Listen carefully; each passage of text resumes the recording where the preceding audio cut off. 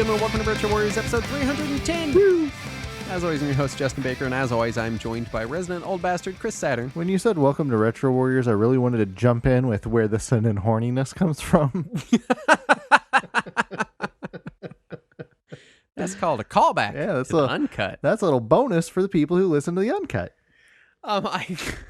We do have housekeeping. Yes, sir. I do want to say the next two episodes might be a bit weird because we have basically scrunched our recording schedule to work around my vacation. Right. So week after next, I'm going to be in Florida for a week. Right. Which means we had a couple options, and we chose the one where we record 4 episodes within the span of 8 days. Right. Which is what we're doing. It's totally fine. Also, the week that we're cramming 2 episodes in is E3. Yes. So it's just gonna be weird. I'm just gonna say it. Shit's gonna be weird. It might be like 3 hours long. It might be half as long as usual. I don't know. We don't know yet. It just depends on E3 and our topics, and of course we had to pick topics that we could easily fill in information for within the span of a week. Fitting around our normal lives. So the topics we chose are weird. It's during E3. It's a week before. It's actually the 2 days before I drive for 15 hours to Florida. Fuck that. So it's just the next two episodes might be a little weird. Don't panic. We're not changing formats or doing anything different. It's just a weird couple weeks that we're trying to work around. And odds are they'll probably be just fine and you won't even notice. And it's probably going to be exactly on time and exactly perfectly like spaced out segment wise.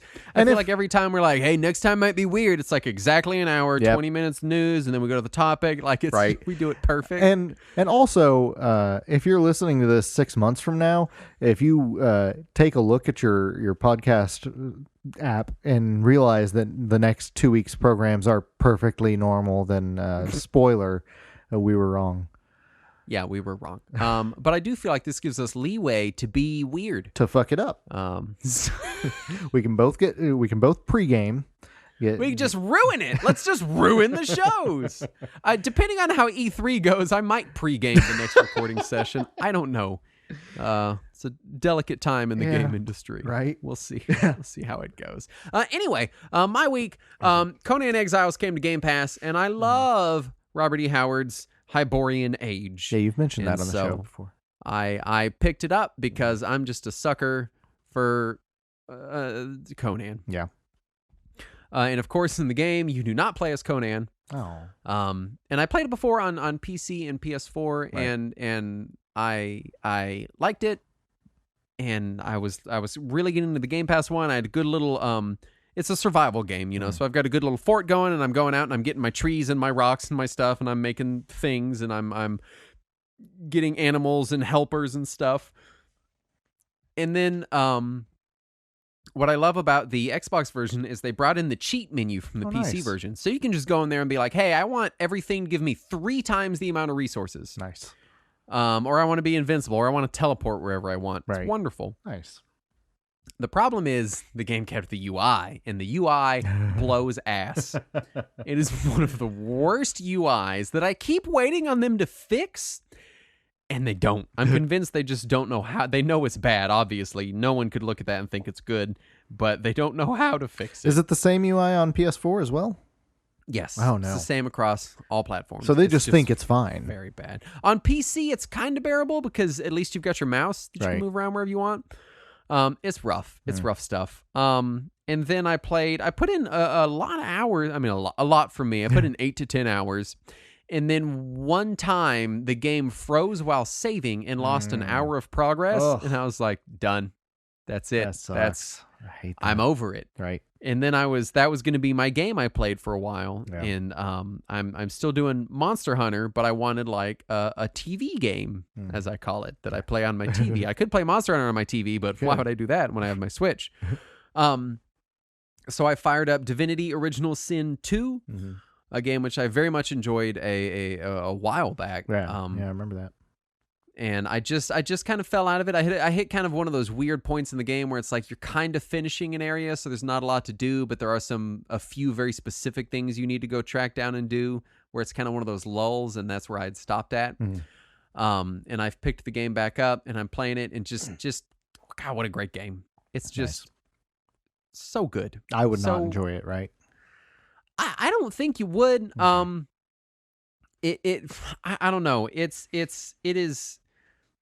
I'll say this: I don't personally love CRPGs like Baldur's Gate and Icewind Dale and stuff like that. Usually, I enjoy them a little bit, and I like the story and the characters, but then I fall out of the minutia of the user interface in those games, and the tedium of combat in those games.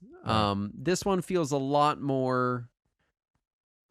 I'd say moment to moment, it's more akin to something like Dragon Age, which is like an evolution of that CRPG format. It's an evolution in a different way, but it's also still very much like Western style fantasy. But then at the same time, they have their own world and their own lore, and it's kind of a weird version of Western style fantasy that doesn't really super fit into a lot of other boxes. So I don't know. If it ever went on sale for cheaper than like $30, I'd say pick it up and give it a shot. Right. But it traditionally is not something that I think you'd enjoy. Maybe it'll end up on Game Pass someday. Yeah. I was upset because I wanted to play it on my Xbox because my Xbox is more powerful than my PC. Right. So in theory, it would look nicer. But it has crossplay, but only with the Switch version. That's weird.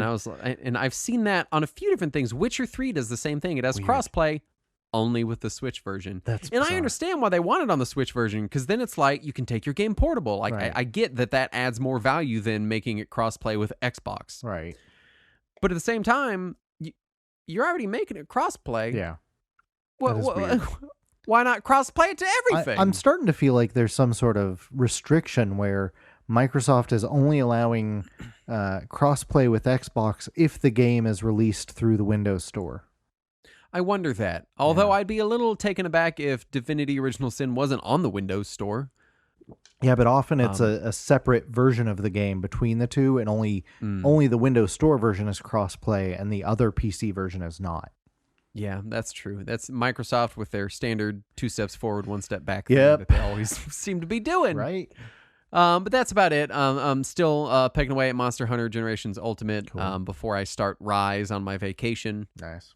And still just killing lots of monsters and taking all their guts and turning them into hats. Nice.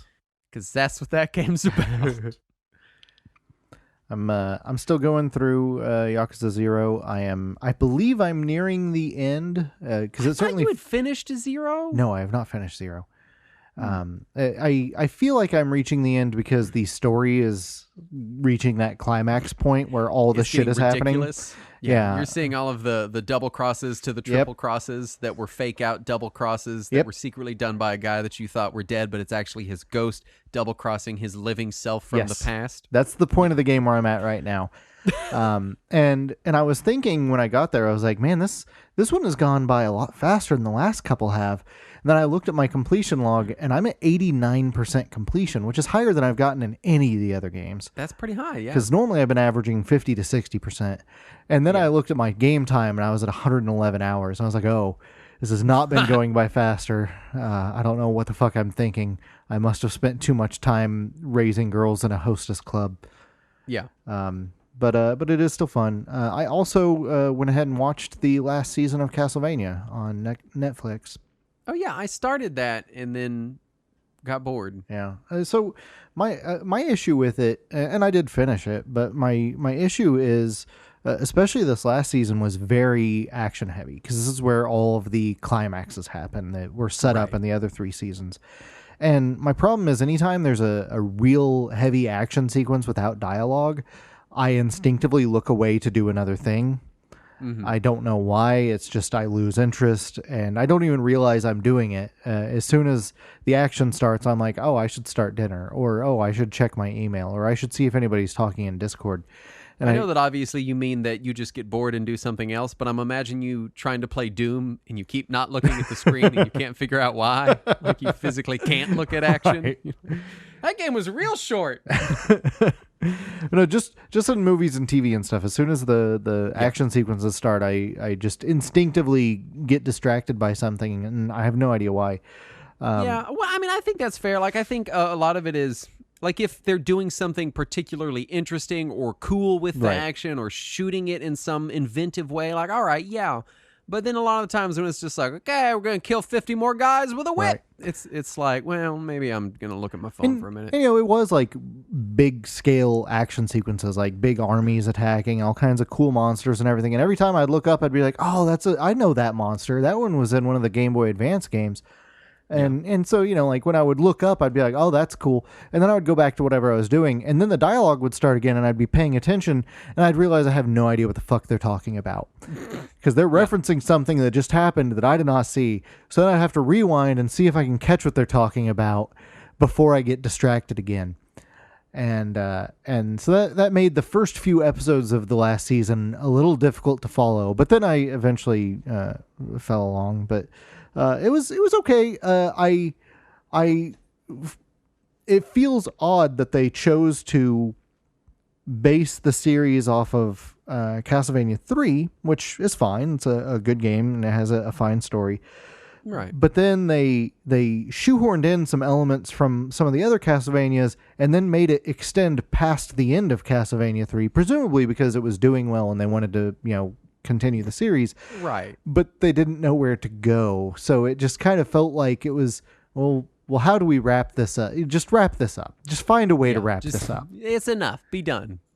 But it was fine, and I do appreciate the acting was all excellent, and the actual character development was fine, but the story was just weird. It was a little weird. It felt a little shoehorned. I do want to ask about Yakuza 0 because I've heard it said best traditional Yakuza. I don't know yet. Not sure. I'm not certain on that yet because Kiwami 1 and 2 are both really good, and and 5 was also really good. Though my complaint with 5 is the story went fucking wacko at the end, and also some of the side stories really stray far off the main path. It's like, this is your story, or you can go take this completely unrelated job for 3 hours. It's fun, you'll enjoy it, but it has nothing to do with anything. So go to town. Yeah. Which is weird, but it was still enjoyable. This one, I feel like it's more the everything makes sense. Everything fits into everything else a little bit better. It definitely feels like they have their formula down better than they did in 3 or 4 or 5. As far as actual execution, I'm not certain if it is better than Kiwami or Kiwami 2 yet, but it is certainly at least on par with them. So it's still very good. Definitely worth playing. Let's knock some news out. Okay. First up, the Playdate handheld. It's the one with the little crank handle on it, the black and white one. The one that I was certain was crank operated. Yeah, which would have made sense. Right. Would have been dumb, but it would have made sense. Just charge up your battery, crank it up some more. Release date and price tag announced. It's going to be $179. Oh. Why? $179. And it will include 24 games in the first season of games, which kind of implies that there will be another season that is not included in the cost, but that's still speculation. It implies that. Pre-orders begin in July, and I forgot to write down the actual release date, so it's coming up sometime in the future. Let me confirm here for you, because I want to say it was pretty soon, or at least pre-orders started soon. Summer, yeah. Pre-orders begin in July. Yeah.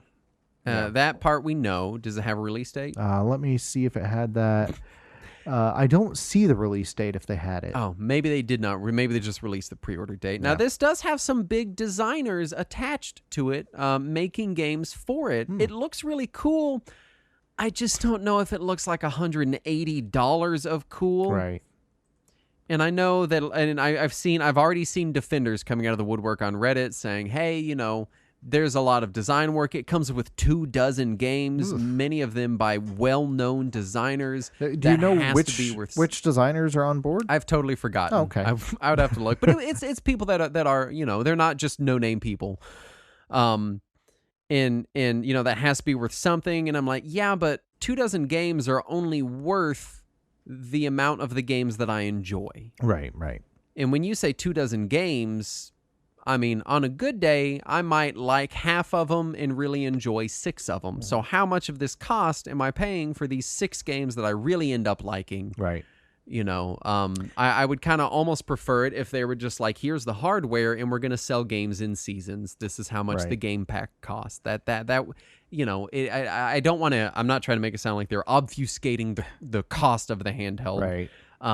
But it just seems, it seems really nice and cool and interesting. But it is a $180. weird sales approach. I'm in for like the $79.99 price categories, and then maybe buy games a la carte. Like if it was $80 and you just had to buy the games and they were $5 each, I would do that. And isn't it a monochrome screen as well? It's black and white. I believe it's non-backlit. Yeah. So 180 for a monochrome handheld does feel like a really tall order. It looks really slick, really nice, but I'm hoping something happens with that price. Right. In a really mean part of me kind of hopes it fails and I can get one on the cheap after it flops. But I also want it to succeed because I love living in a world where we can have all sorts of weird handhelds releasing with all sorts of weird shit on them. That's cool. So I'm not totally sure how I feel about the play date. The screen looks really nice because it is a really high resolution, nice looking screen, but it is monochrome. Is it e-ink maybe? It looks like e-ink. Yeah. I don't know enough about the internals to say, but it really does look like e-ink. Yeah. If it is e-ink, it would have to have tremendously high response time. Although I think most e-ink displays these days are pretty snappy. Good for that. Because that was the issue in the long ago with e-ink was that the response time was measured in seconds. Yeah, I'm noticing that one of the games for it is developed by Bennett Foddy, who we may know from QWOP and from Getting Over It.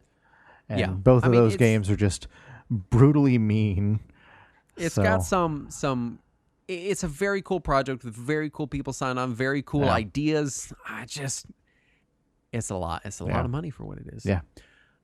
Photographer Judy A. Jurasek is suing Capcom, alleging that they used almost 100 instances of her work throughout Resident Evil 4 and other Capcom titles from her 1996 book/CD-ROM release Surfaces. And if you look at the photographs that she has submitted to the court, it is hard to think that she doesn't have a solid case here. Yeah, so that's upsetting. Now, granted, Resident Evil 4, when it came out, that was at the tail end of the really fast and loose era of game design, where nobody cared about copyright very much. People just this crammed was in back what they when could. video games were this little old thing that people with copyrights weren't paying attention to, and it was. And famously, the first Silent Hill straight up reuses several sequences and background props from the movie Kindergarten Cop. Yeah, and I remember hearing that. And they nobody's ever complained about that.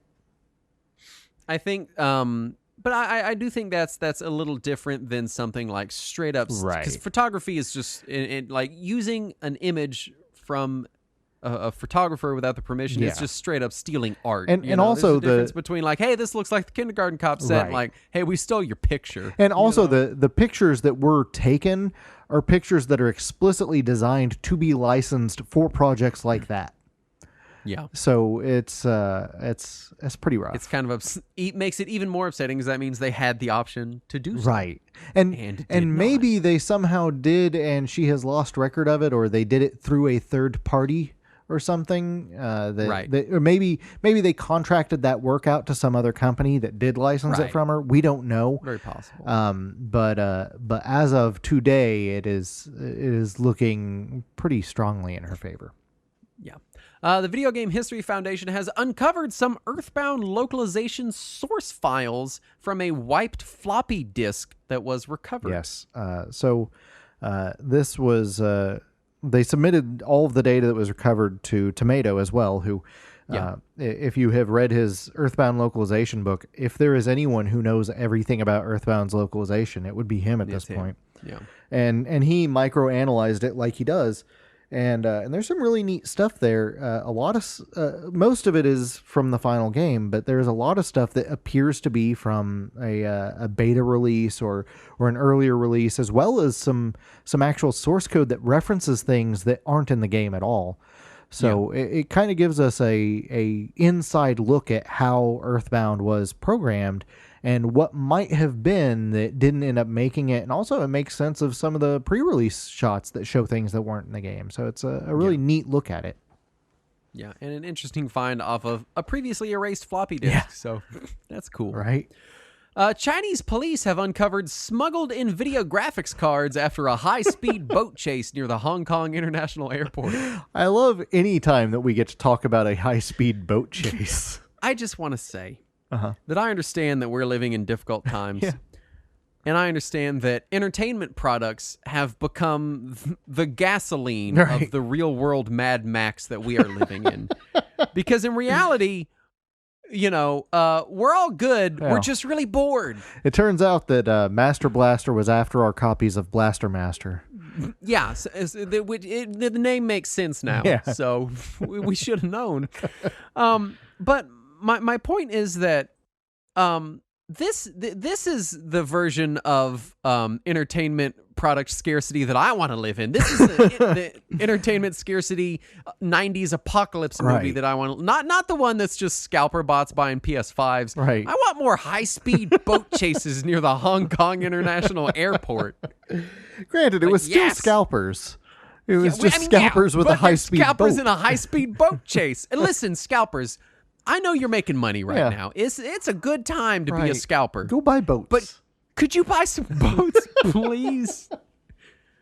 Because I'll let you buy all the graphics cards if I get to watch you on the news in a high-speed boat chase, throwing boxes of 3080 Ti's overboard to increase your speed.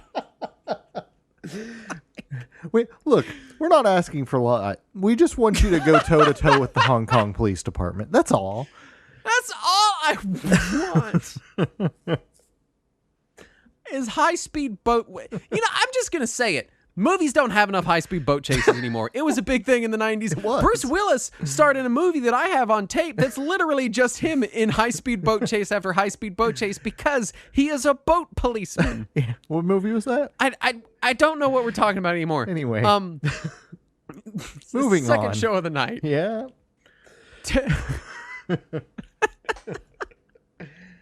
Tetris Effect hidden 1984 level revealed, accessible via a USB keyboard or controller attached chat pad, or just any keyboard if you're playing a PC version. Yeah, there you go, just any old keyboard. Yeah, so that's neat. Yeah, it is super neat. Did you play it? No, I've not played it. Oh, so it emulates the graphic style of the original Elorg version of the game from 1984, the Russian-only release. Also, all of the text on screen is in Russian when you're playing that theme. Yeah, very cool. And as you get further in the game, it goes from all black and green to slowly introducing colors that you would see on later versions of those computers. Oh, man, now I gotta play it. And then a picture of Alexei Pajitnov slowly fades in from the background, and it's never fully visible, but you can kind of see it. And anytime you score a good move, instead of just a sound effect, you hear his voice as if it was recorded on an old tape recorder or something. Well, now I want to play it, but really I want to play it on my Xbox with my 4K HDR, but I got to do it with a keyboard. Well, you just have to unlock it once, and then it's unlocked forever. Oh, really? Yeah. Oh, I did not realize. Yeah. Well, now I'm going to go unlock it. I thought I had to play it with the keyboard. No. You just have to unlock it. You type in a code to unlock it. Actually, you put in a button code on your controller to get to a menu that looks like the old computer's password screen, and you type in the password, and then it unlocks it for you. Tetris Effect continuing to be one of the, if not the best Tetris games. Indeed. Ever released. A game has been announced based on the classic Hitchcock movie Vertigo, which famously featured 0 high-speed boat chases near the Hong Kong International Airport. That's unfortunate. I do love old Hitchcock movies, and it is weird because this is a new game, but it's based on a really old movie. So is that retro? I don't know. I don't know. We'll have to save that conversation for another episode. Well, spoilers. Modder Mr. L314 has restored Nintendo's track editor in SNES Super Mario Kart. That's really neat. That's very cool. Yeah. Very exciting. Google still wants Stadia to work for some reason, bringing it to more Android devices and TVs soon. Yeah, apparently their subscriber numbers are going up, their sales of software titles is going up, and they will now soon support their own Chromecast. So good for Google. Excellent. They're just this little plucky company. Yeah. It takes time for them to get products rolled out. I swear that divisions of Google have never heard of other divisions of Google. It feels like I swear that none of them even know they work at Google. Right? But no, it will also be supported on the NVIDIA Shield and other high-end Android TV devices. Supposedly, it will also work on some Android TVs, but we will have to see. We'll see. Android TVs are a little uneven of a hardware market because manufacturers will skimp on the components used. Exactly.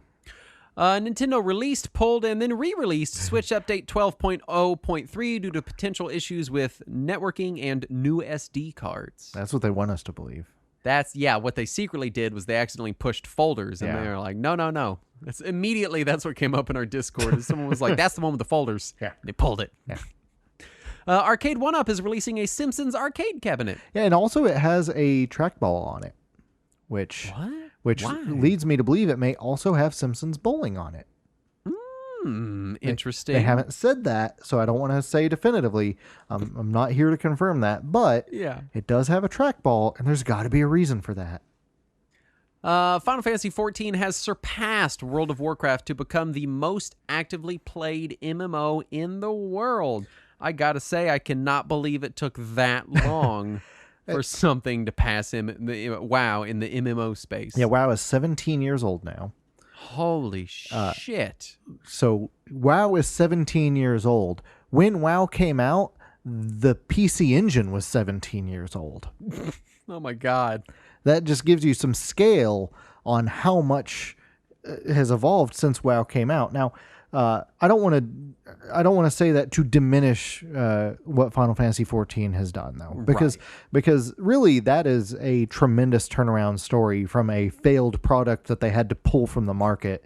A complete failure on top of the backs of, dozens of MMOs since WoW. Because, obviously a lot of them are still running. Right. But in the gaming space, if you're not the best, then you suck. And that's just how investors and companies seem to treat things in so many MMOs. It feels like MMOs come out and they're like, yeah, we're going to beat WoW. And then they go, oh my God, WoW has how many subscribers? And then they go, all right, we're going to go free to play. And that's just how they do it. And you have to give them credit for how they did it too, because after the first release of Final Fantasy XIV failed, they went and pulled that guy, Naoki Yoshida, from the Dragon Quest X development team. And they were basically just like, you like MMOs, you play a lot of MMOs. How would you rebuild Final Fantasy XIV? And he basically said, well, I'd make it WoW. And they just let him do it. And he has had supposedly near complete creative control over the project with very little corporate interference. And it's done well for them. So good on him. And it seems to just be getting stronger. Yeah. 14 is a juggernaut. I don't dare go back. Yeah, I can't say I blame you. You had a problem. Yeah, a little bit. Xbox is releasing, Microsoft is releasing a streaming stick and doubles down on their move toward Game Pass as their premier offering over specific hardware. Now, did they specifically say they were releasing a streaming stick? I didn't read that anywhere. I possibly misread a headline that said that they were expecting a streaming stick, because I know they're releasing the service to certain devices. Yes, so that was what I read, was that they confirmed that it will be coming to streaming devices as well as smart TVs. Yeah. So I possibly in my haste to get all the news in the episode misread a headline. Possibly. But it is coming to other devices. I did see like 12 different competing headlines about this, so one of them may have had something I didn't have. The big speculation is that they're going to release some type of streaming stick or device. Yeah, the other speculation I saw was that they were going to team up with one of the big streaming stick manufacturers, which at this point would have to be Roku, because Amazon has their own thing. Who else is there? Yeah. Google has their own thing, and Apple has very openly said they do not want Game Pass on their platforms. Yeah. So it pretty much is Roku. Yeah. Cyber criminals broke into EA and stole over 780 gigabytes of data, including source code. Maybe they'll fix some of EA's games and release them and we can play them. That'd be great. It's unfortunate that happened. Yeah. It sucks. Yeah. CD Projekt reveals that previous data breach was, quote, worse than previously believed. Thanks, CD Projekt. Good job. Thank you for that.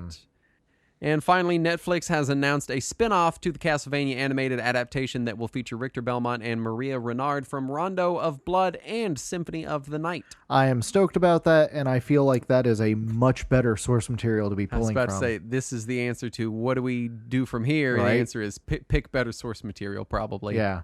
I feel like there is a lot more story to tell about Richter and Maria, and they can just beeline it right into bringing back Alucard and doing Symphony. It just feels like the natural thing to do.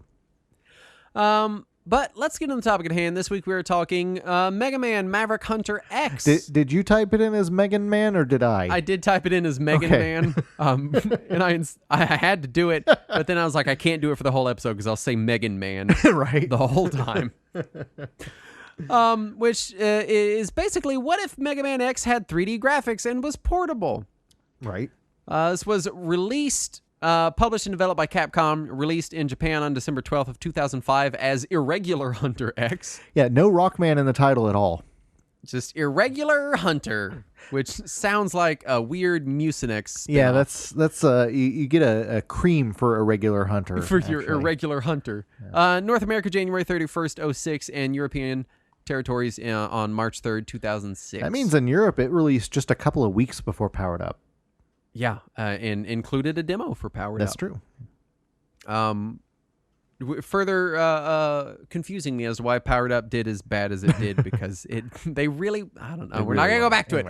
I was an avid Mega Man X fan, and I picked this one up. I'm pretty sure I got it on PSN soon after it released on PSN. Yeah, so a few years after it came out on disc then. Yeah, so it had been out, and I got it. I do remember being a little put out by seeing the game in 3D on PSP. Right. It felt weird. It does feel weird.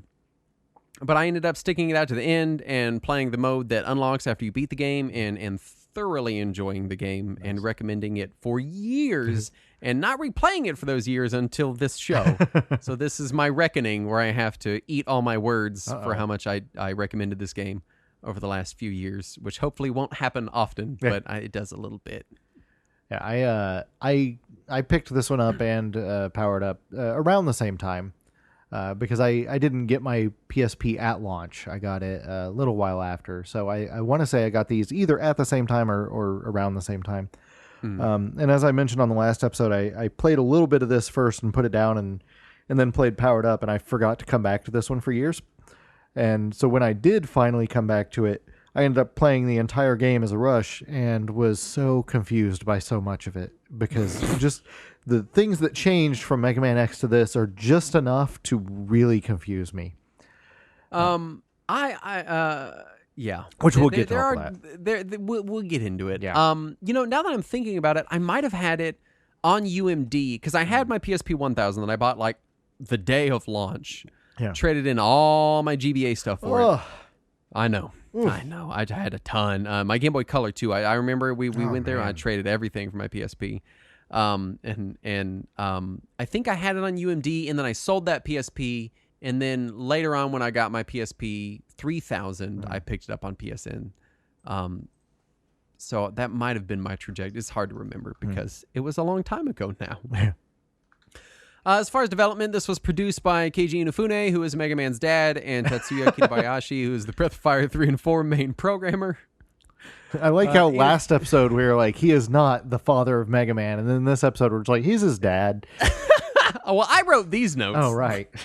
I put it in there kind of sarcastically. Right, yeah. I know. Honestly. Inafune claims that the Vile mode, which is unlocked after completing the game, was intentionally chosen over a Zero mode because Zero mode would have been, quote, too obvious and boring. Thanks, Inafune. Okay. According to GameSpy, a GameSpy interview from around the game's release, Inafune stated that Mega Man Maverick Hunter X was created instead of Mega Man X9. And that X2 and 3 could be remade in the same style if the game is successful. Sounds very similar to what he had to say about Powered Up. Yup. Character designs were retouched to look more similar to Mega Man X and 8 and its related marketing materials, which featured slightly more human-looking characters. I like that you referred to that as Mega Man X and 8 instead of Mega Man X8. Oh, pardon me. Mega Man X8 and its related marketing materials. So let's talk presentation. Yeah. This is like Powered Up. It's a complete ground up 3D rebuild. Right. With a new menu and HUD. Right. And the graphics are very much in that like PSP 3D style that so many games used. They're not spectacular, but they're serviceable. Right.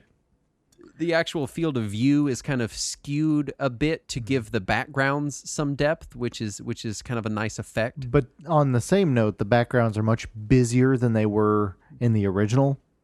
So definitely. I mean, they're wider. They include more view, Right. and they. I say the field of view is skewed outward. Really, the backgrounds are skewed outward, Right. and it feels like your field of Yeah. view is kind of skewed. Now, I would say that the 3D graphics are actually pretty decent for early yeah. PSP. Whereas, like we mentioned last time, a lot of those early PSP games were trying to emulate PS2 games. Console games, yeah. And they had really bad textures because of it. This seems to want to emulate the graphic style of more the PlayStation or Saturn Mega Man X games. So it seems to complement the PSP's hardware much better than a lot of PSP games of this era. Yeah. I really think the UI design here is great. Oh, yeah. It's a great upgrade. It shows all your weapons on the main play screen because in Mega Man X you can flip between weapons with L and R, but You don't know have which to one's coming up. Yeah, you have to remember the order they're in, Right. and it's even harder when you don't have them all and you're used to having them all. Right. This gives you a nice UI upgrade so you can see all the weapons, and it makes the L and R flipping between weapons actually useful in like mid-battle. Right. And wasn't that in some of the later X games already? with the pop-up at the top, the show drawer stuff, very think possibly. so. I don't remember it in X2 and 3, but I haven't played X2 and 3 I'm in a referring while. to 4, 5, or 6. Oh, no, I don't play those things. So very possibly. Yeah. But it's a very nice upgrade to have in the original Mega Man. The soundtrack on this kind of gets some flack, I've noticed reading online. It definitely is a bit more muted here. Yeah. The music is largely intact. Yeah. It doesn't have that cock rock feel, though. It does not. No. It's less punchy. Yeah. It kind of fades into the background a bit. I don't think it's a bad version of the No. soundtrack, but it's definitely not quite as in your face as the original was. Right. Zero's theme is altered a bit to be more in line with his Mega Man Zero theme. Right. And it includes a full voice cast. Yeah. All of the characters are now voiced. The game features a lot of voice dialogue. Yes. Every Maverick is now voiced and chats with a Mega Man before their battle. And I do think this is used to great effect to give each Maverick a bit more personality and establish many of them as X's old friends, Yeah. people that he knew previously. And it also does a lot to tie its story into the later X games, because Yes. some of the later X games almost felt like they were shoehorning in a lot of this stuff, and this brings it back to the beginning. Mavericks also have slightly different voices after being defeated once, which is kind of reiterating that they've been defeated and reanimated by Sigma for the boss rush, which is never really made clear in the original game. Right. And unfortunately, X also talks, and not just in cutscenes. Yeah. And I swear I did not remember this from the original game, my original playthroughs, multiple of the game. So I know that it didn't bother me back then.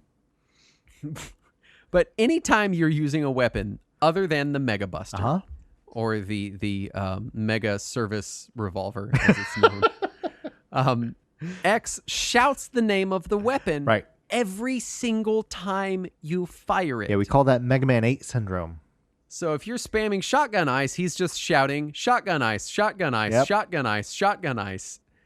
And every now and then you'll get 2 shots off before the voice clip finishes, so you only have to hear it once, and it feels like a sweet relief. I don't know. The first hour of it drove me insane, and then after that, I just didn't notice it, to be honest. Yeah. It is something that Capcom really seemed to think everybody wanted from the PS1 era on. Yeah, you want Mega Man shouting all the time. Yeah. Because Mega Man 8 did it. I want to say X5 and X6 did it too, but I can't remember off the top of my head. Mm-hmm. I don't remember Mega Man 11 doing it, but I wouldn't be surprised at all. I should go back and replay that. After completing the game, oddly, a full 25-minute OVA unlocks. It was animated by Zebek and serves as a prequel to the game, showing exactly how Sigma took over, everything. Right. I don't know why they didn't have it unlocked at the beginning of the game. That would have made more sense. It would have contextualized all of the dialogue. Well, you need something to unlock when you finish a game. There is something you unlock, and it's the best unlock. I watched it. I watched the whole thing again, and I took notes. It sets Sigma up as the Maverick Hunter commander and shows X-Zero, all the other Reploids, as being friends and working together. Specifically Chill Penguin with his really annoying voice. Who's just like, that's me, Chill Penguin, just running around. I don't know why he's the Reploid they really wanted to feature. They did. He's the most important one. It also explains that Dr. Kane found X many years ago, which is a change from the original story, where it was just a few months prior, right. And used his design to create the Reploids. Again, they are Reploids, not Robot Masters. This is totally unrelated to original Mega Man. Yeah. Completely different canon. It shows the Reploid bosses from the game as Maverick Hunters and friends to Zero and X. They all work together. It is really weird seeing all the bad guys being friendly. I mean, I know that in the later games and in the lore, they were all friends and worked together as Maverick Hunters. Right. But it's weird seeing these particular Reploids. Especially since these are the ones that we are so used to seeing as the Mega Man X villains. Yeah, I mean, they're the I would say that, Mega Man X1, as opposed to the original Mega Man series, X1 is easily the most famous and well-remembered of the X games. Yeah, as opposed to the original series where it's really 2 or 3. Yeah, 2 or 3 are the big ones. In Mega Man X1, the villain cast is the most well-remembered. I couldn't even tell you the names of really any other Maverick from any other X game, and I did play several of them, mostly because they have goofy names. They have goofy names here, too. I can remember a lot of the Mega Man X5 villains just because they were named after members of Guns N' Roses. Was there a giraffe at some point? I want to say that was X4. Like a fire giraffe? I can remember a fire giraffe. Sounds familiar. Anyway, it's okay. It's a decent OVA. There's some good action in it. It's pretty cut and dry. The voice of Zero is really bad. I mean, real bad.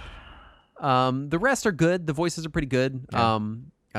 Of course, Sigma turns on everything, turns the Reploids into Mavericks, blows up the city, including Dr. Kane. And I was reading a summary of the OVA, and someone was like, it appears to destroy Dr. Kane, but we don't know if he's dead for sure or not. And in the OVA, it shows him getting, vaporized. I was like, no, we're pretty sure that he's dead.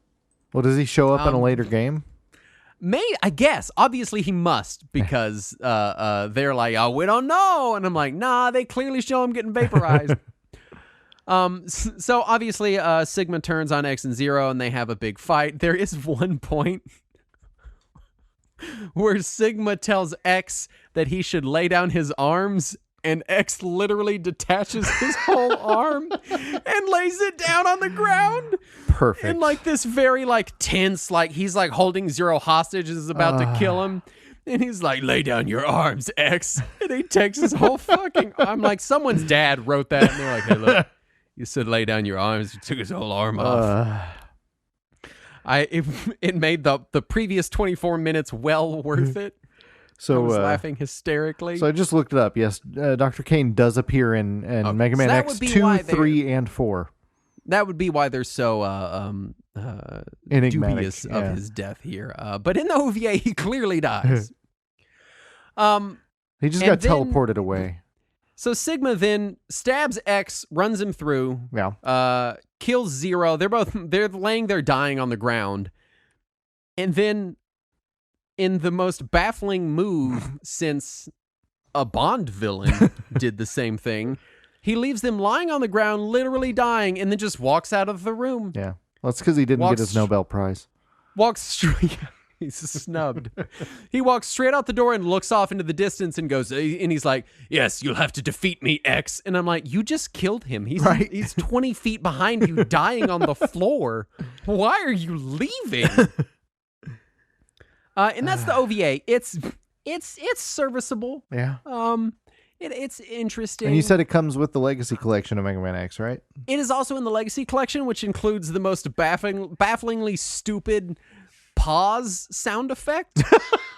The Mega Man X Legacy Collection, you play it, and I was watching it and I was writing notes and I paused it to write the lay down his arms bit because it was funny. Yeah. And I paused it and it goes, "Ching!" I was like, wait a minute. What? And for whatever reason, when they programmed the OVA, and I'm sure it's on YouTube as well, it's called The Day of Sigma, the symbol for Sigma, not the full word. The Greek letter. Pardon me, the Greek letter. And I was just like, someone sat down and we're like, all right, we need to put the OVA in the game and put in a kick-ass pause noise. It doesn't have a fast forward or rewind, but when you pause it, it goes ching ching, like a DVD menu from 1999. It's ridiculous. Nice. But let's get to the game itself. Oh, there's a game? There is a game. Again, this is a straight remake of Mega Man X1. Almost a straight remake. Yeah. There is a very brief recap of Mega Man, pardon me, as a brief recap of Mega Man X. You've got the 8 Reploids, you fight them, then you go through the 4 Sigma stages to fight Sigma. It's the Mega Man formula we all know and maybe love. Just upgraded for more info more on the original Mega Man X, episode 161, that we covered the whole game in its entirety. Yes. And surely it was a flawless episode and we covered everything perfectly. Yeah, I can't imagine we missed anything. No. This does include difficulty options, which is nice. It does move the upgrade capsules. That's the part that really gets me. Yeah, they're changed. The legs are moved from Chill Penguin to Flame Mammoth's stage. The helmet is moved from Storm Eagle to Chill Penguin. The body upgrade is moved from Sting Chameleon to Storm Eagle. And the arm is moved from Flame Mammoth to Sting Chameleon. Yeah, and also the capsule in Chill Penguin stage, instead of being a free upgrade, now requires the legs. So yes. So if you try to play it in the original order, you'll get extra screwed. Yes. Which and on the one hand, it's annoying for veterans. On the other hand, I do appreciate that they changed that up, because moving the upgrades alone does change up a lot of the order and how you tackle things. Right, that's true. In the game. As far as I can tell, energy tanks and hearts are mostly in the same spots. Some of them are moved around. I know that there were a few that I didn't find in my most recent playthrough. But I also didn't consult a guide or anything. I was just trying to go from memory. Famously, the Hadouken is still in its original spot. Yes. And it's easier to get. It requires all hearts and sub-tanks going through the entire level with full sub-tanks and taking no damage. There is no... the no damage stipulation is added in this version, but now it only requires a single trip to obtain. Yeah, you don't have to burn lives to get it.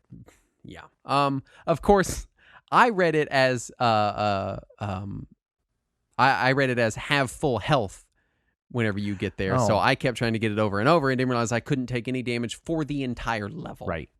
So it took me a while. The Sigma Palace stages have been completely revamped to be new stages with a changed Maverick and counter order. So they're pretty dramatically changed up. The main bosses in those sections are still the same. But yeah, it changes a good amount of things, moves a lot of things around. So I don't think anything was moved into a bad spot. I don't think any of the moves made anything worse. I just think it made it interesting and maybe more interesting for veterans that are just going to fly through the game anyway, especially the Sigma Palace stages having been completely revamped. Yeah. I like the new Sigma levels. I actually think that some of them are better than the original ones. I kind of felt the same way. The capsule moving really bugs me because that feels like it was an unnecessary change that they just threw at least in they didn't change the weakness order. Something. Yeah. Like in Powered right? Up. I do feel like the bosses have slightly different patterns in this, and Yes. I wasn't able to verify that, but they definitely feel different. Chill Penguin feels mostly the same. Chill Penguin is kind of the one that does feel really the same. Yeah. For me, Armored Armadillo, although he was always kind of erratic in his pattern to begin with. True. He felt a little different in this. Storm Eagle felt a little bit different. He seemed a little less spammy with his little dive bomb attack thing. Yeah, that's true. But of course, the bosses in Mega Man X are quite a bit more dynamic than a lot of earlier Mega Man games. Right. So it could just be that I happened to be paying closer attention to the patterns, and I got a slightly different arrangement of them this time. But overall, I think it's a very good, very enjoyable remake. As far as quality of life stuff, it doesn't do much. Right. It's much closer to its source material than Powered Up was. For sure. But I don't think it needed to do much. Right. Mega Man X still feels pretty modern to me. I mean, even today. It's a pretty snappy, fast-paced, action-oriented game. It felt that way then. It feels that way now. I don't think they had much in the way of quality improvements to make. Right. But I do think the ones they did make acting, were nice. The HUD improvements. HUD improvements. Yeah, that's nice. I mean, before we jump into the next mode, I do think it's a good upgrade. If like you said on the previous episode, not as much of an upgrade over its source material as Powered Up was. Right. I do think it is an upgrade of some type. Yeah. And at the very least, a good version of the game to play, and one that is different enough that even if you've played it to death, it'll still give you something you haven't seen before, now, or at least not in the order you've seen it. Did you play this one on easy mode? This one, my original playthroughs back when I played it originally were on easy. This one I was on normal. Because I'm curious if it does similar things as Powered Up does, as far as like adding extra platforms or anything. I don't believe it does. Okay. To my memory, but I did not play it on easy. I assumed you would be on easy. No, I did not. So I went normal on this one. I was normal on both of them because I've played enough Mega Man in my life that I can probably deal with it. Yeah. But after you beat the game, it does unlock Vial Mode, which is probably the biggest addition to this game. Basically, it unlocks the ability to play the entire game as Vial after completing it with X. It dramatically changes the gameplay and the story of the game and includes new, fully animated Vial cutscenes. The very first one picks up right at the end of the OVA, and Vial Mode is very dramatically different. Vial must equip weapons to his arms, shoulder, and legs before starting a stage, and is unable to change them once you start the stage. So you've got 3 different attack buttons that do 3 different types of attacks, and in each slot, once you've beaten some Mavericks, you can equip different weapons and different types of weapons into each of those 3 slots. I mean, it's a huge amount of different weapon combinations that you can play with this Vial, but you cannot change them once you go in the level. So you kind of have to know the level ahead of time, right, and know what you're looking at, know what your weapons are like, and go into it prepared. Yeah, it's more of a tactical preparation.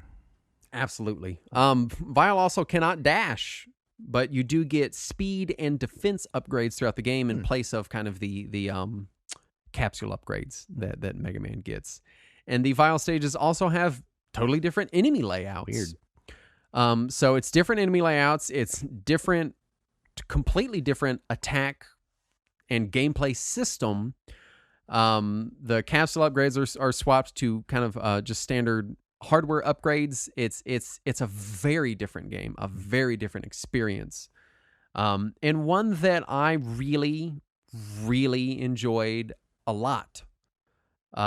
just because it was so different, it was so interesting, and it's a lot of fun. It's really good. I mean, it's to the point that it kind of doesn't feel like Mega Man X. Right. It feels like a weird ROM hack or something. But playing as Vile is just a ton of fun. Vile does start out quite a bit weaker than X, with a little machine gun weapon that, and he also doesn't deplete his weapons. They're infinite use. But he has a weapon gauge that if you use your weapons too much, they'll eventually deplete it and you have to wait a second for it to fill back up. You can upgrade that as well as you go through the game. Nice. So it's just a really different experience with a really different story, really different enemy layouts. It is quite a bit more difficult than the X mode until you get some upgrades. So it might just be that it's muscle memory messing with me, but the gameplay is different enough that it's totally a different set of challenges for me. But it did fix my complaint back in episode 161 because I re-listened to it. And I complained in that episode that Vile is not explored enough in the game. He's just kind of there, and they kind of set him up as this bad guy. Then they're like, oh no, now he's blown up. I don't remember if I had mentioned it in the previous episode or not, but when I first played Mega Man X way back in the day, 30 years ago now, I remember thinking that that Vile was just Sigma, but in armor for some reason. No, totally different character. And it was decades before I realized that it was a separate character and that it was intended to be a separate character. And so it felt very strange that he even had his own mode in this because he was that unmemorable of a character to me in the original game. Vile was always the coolest to me. He was the man with the little drill nose. And as it turns out, that's just his sprite looking weird. He does not have a drill nose. I always thought he had a drill nose. And he does not. But Vile mode is a massive addition. I think it's a really good one. It is pretty tough. Right. And speaking of Vile, his boss fight at the beginning of the intro level is the first fight that is drastically changed from the original. Yeah, it has changed quite a bit. He's got a health bar. Yeah. It's not just stand there until you auto lose anymore. Yeah, you actually have to win. You can't just let him. Yeah. So yeah, I do think that Vile mode being on top of a really good remake of Mega Man X makes this it makes it a pretty standout package for me. As far as reception, I don't know that everyone agreed with me. It received decent reviews. Yep. IGN, Game Informer, and GameSpot all gave the game a score of 8. 1UP, CVG, and EGM were the harshest of the major outlets with a score of 7. Jeremy Parrish awarded the game a B- at 1UP.com and likened it to the same level of reinvention we saw with Metroid Zero Mission, which was also good. So I don't know what he's talking about there. So I would actually argue with him on that. I think the Zero Mission is a little bit better than this. I think I don't know if Zero Mission is a better game. I do. But it is definitely a better reinvention.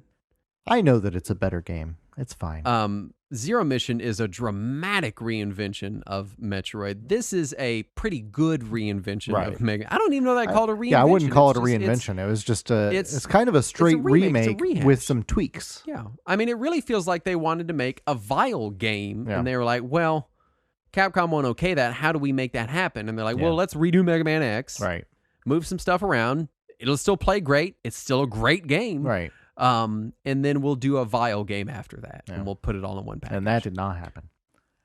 No, it did not. Wikipedia states that due to the low sales of Mega Man X games up to Mega Man... due to the low sales, remakes of Mega Man X games up to 6 were canceled.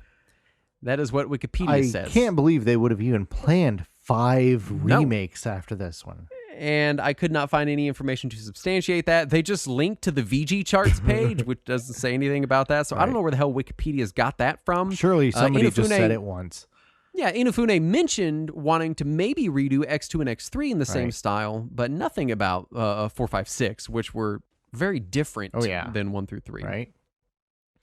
There is some evidence that it sold decently on the PlayStation Network, with it being listed as the 10th best-selling PSN game in April of 2014. But that period of time was also during the Great Mega Man drought, before Capcom started pleasantly bombarding us with Mega Man collections. It was also pretty well after the natural lifespan of the PSP, too. True. It was around the time of the Vita TV's release, so I don't know if that helped it Maybe. some. Personally, I just kind of feel like it was a little too early and too different in the PSP's lifespan. Pseudo 3D PSP remakes would, like we mentioned last episode, definitely become a staple on the system, but I think it was just a little too different for old fans and a little too old school for new fans. Yeah.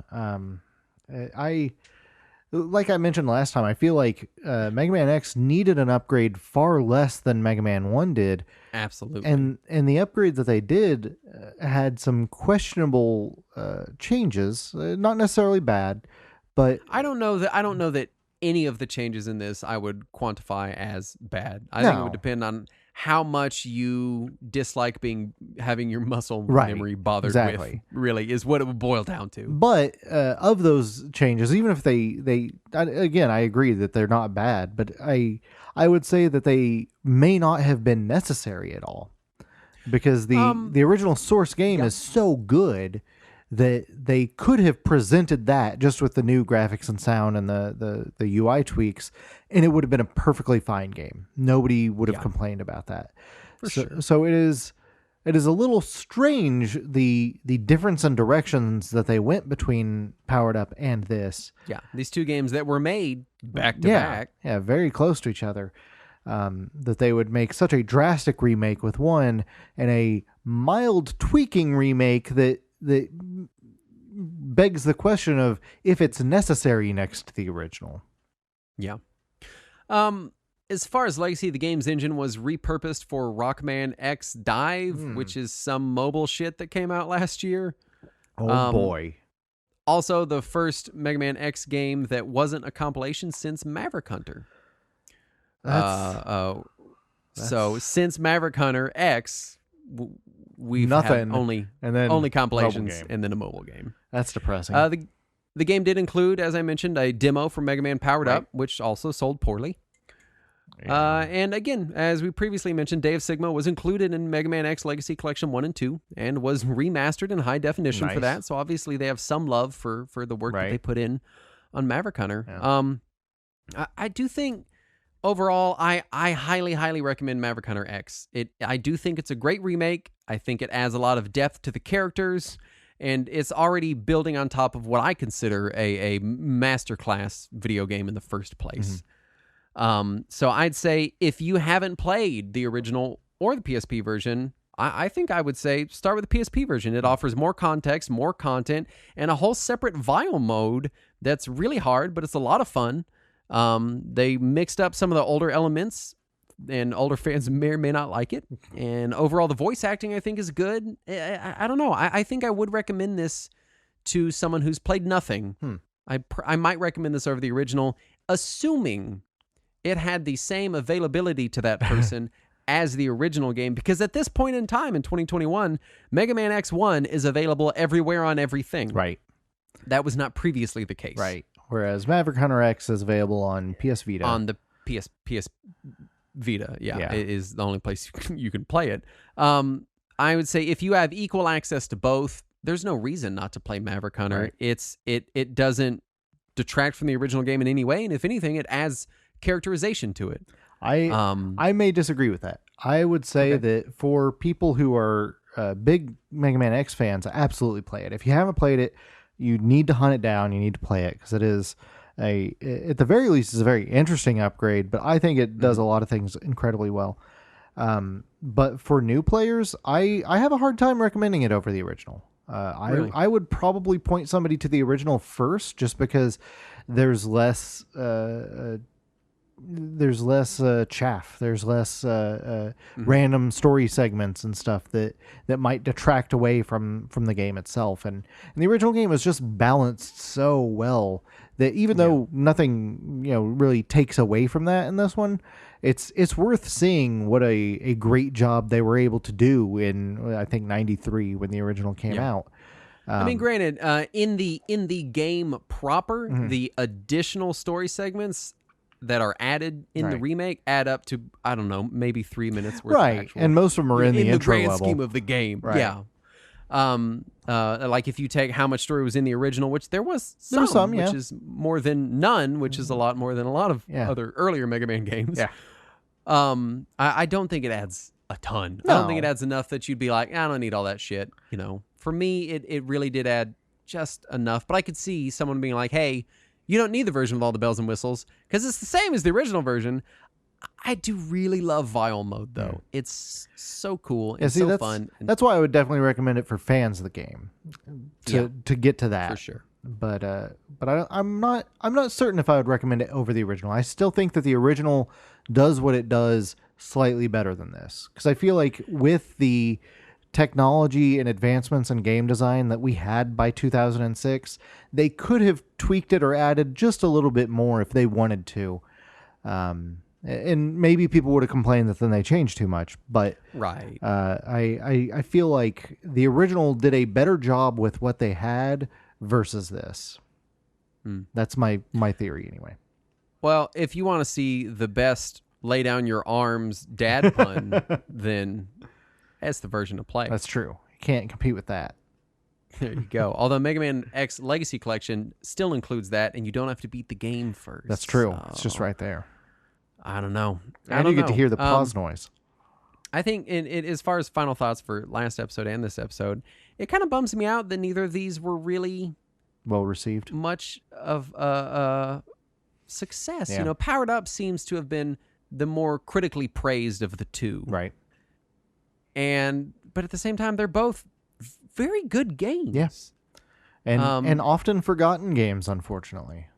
Yeah, I feel like Capcom was doing a lot of weird shit on PSP, and a lot of it is forgotten. Yeah.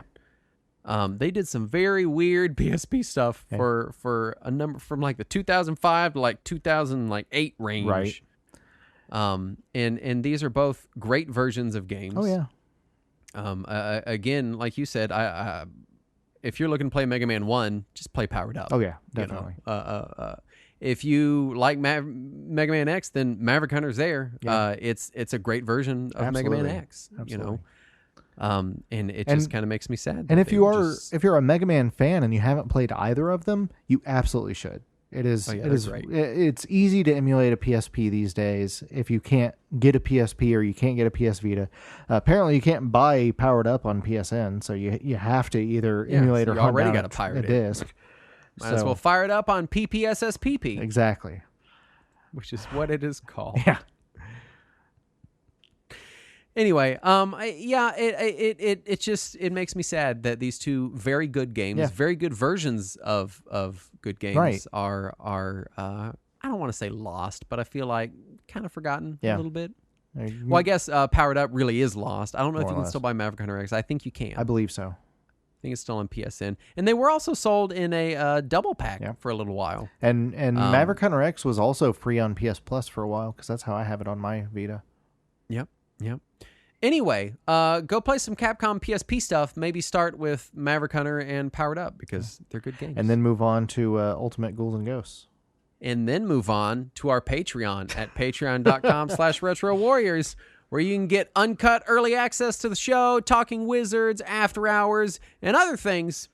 If you would like to help us out, you can also rate and review the show on your podcast aggregator of choice. And of course, we have links to our Discord and our Redbubble in the show description that hopefully I remembered to put there. And if I didn't, you can't yell at me because you're not in the Discord because you don't have the link. So I win. But you can go to retrowarriors.net and find a link we have a there. website. Yeah, which you forgot to mention last week. Oh, yeah. Yeah, we have a website. Anyway, well, we do want to thank the following patrons for making this particular episode possible, starting with Blaster Keaton. And Chris Britt. Chris Forbes. Elson Raves. Our producer, Guy. Michael W. Retro Video Games Zone Jason. Robert Vieira Jr. Vince the ShamWow Guy. And Zach, huge thanks. Are all the people we want to give a huge thanks to for making this episode possible. Indeed. Anyway, we'll be back for 2 weird episodes next time. Probably. even know what that's going to feel like, but It'll we'll see probably be you fine. soon. For uncut listeners, I don't know how we're going to release that, but it's going to also be weird. So Yeah. just enjoy the insanity of E3 and Yay. weird release schedules, and we'll see you all next week. Indeed. For that. Anyway, thank you for listening, and as always, Let us cling together.